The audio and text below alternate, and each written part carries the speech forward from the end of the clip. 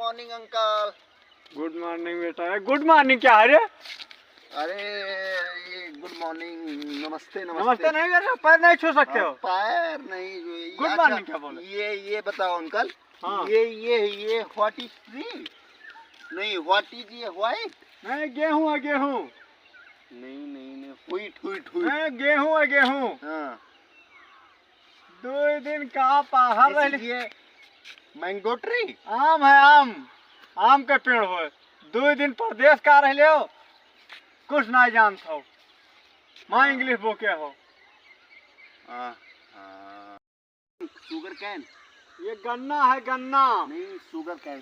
गन्ना है साले, गन्ना है। What is this sugar cane? ये गन्ना है साले। नो 2 दिन परदेश रह के भग भग भग भग भग भग भग भग परदेश है भाग के।